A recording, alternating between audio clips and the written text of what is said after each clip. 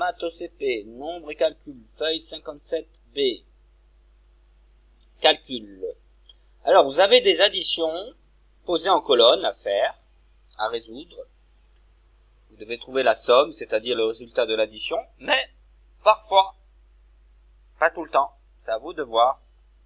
Quand vous commencez par ajouter les unités ensemble, donc la colonne de droite ici, là, eh bien, vous allez voir que le résultat, des fois, est à un chiffre, donc il n'y a pas de problème. Ici, 4 plus 3, ça fait 7.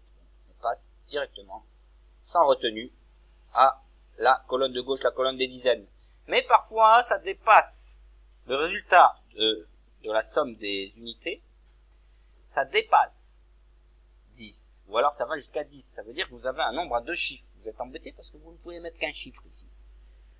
Donc, si je fais le premier, par exemple, 56 plus 27, si je m'occupe de la colonne de droite des unités, 6 plus 7. 6 plus 7, c'est 6 plus 6, le double. 6 plus 6, ça fait 12, 12 plus 1, 13. Donc ça fait 13. Mais 13 ne peut pas être écrit comme ça, 13, là. On peut écrire un seul chiffre. On écrit le 1, on écrit le 3. Eh bien, on écrit le 3, parce que le 3, c'est le chiffre des unités, on est dans la colonne des unités de droite. Donc on écrit le 3 de 13, et le 1, ici, on le fait en petit, tout en haut. Ça s'appelle la retenue, ça veut dire qu'on retient la dizaine, et que c'est, en fait, la dizaine, c'est 10 unités. Donc si c'est 10 unités, ça peut rester ici, mais il y a déjà le 3 du 13. Donc on bascule, on fait basculer les 10 unités dans la colonne de gauche des dizaines, et les 10 unités se transforment en 1. Pourquoi? Une dizaine, colonne de gauche, dizaine. Donc ça fait que quand on calcule le nombre de dizaines, 5 plus 2, 7, plus 1 de la retenue, ça ne fait pas 7 ici, ça fait 8. 8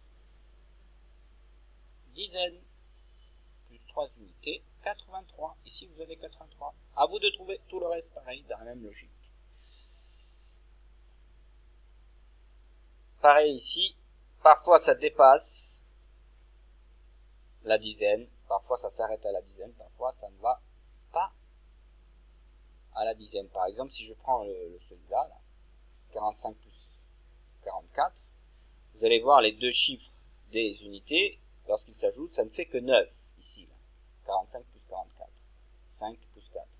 Bon, ben ça fait 9, on écrit 9, et on passe aux dizaines, c'est facile, là. Mais des fois, ici, dans les deux premières, vous allez voir que 7 plus 5, vous dépassez 10.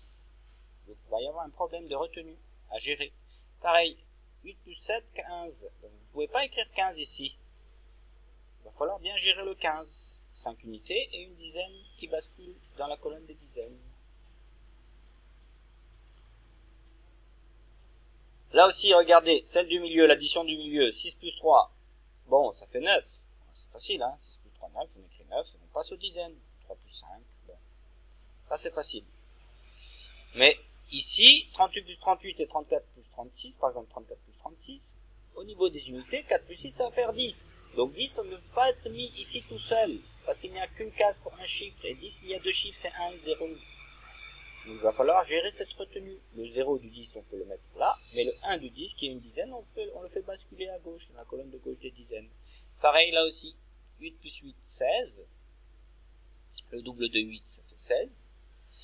Mais ça, c'est 1 et 6, et 1 et 6 ne reste pas ici, parce qu'il n'y a qu'une seule case, une seule place pour les chiffres. On ne peut pas mettre deux chiffres. Donc, on prend le 6 du 16, on le laisse ici, on bascule le 1, la dizaine du 16, le 10, on le fait basculer ici en 1, dans la colonne de gauche des 10.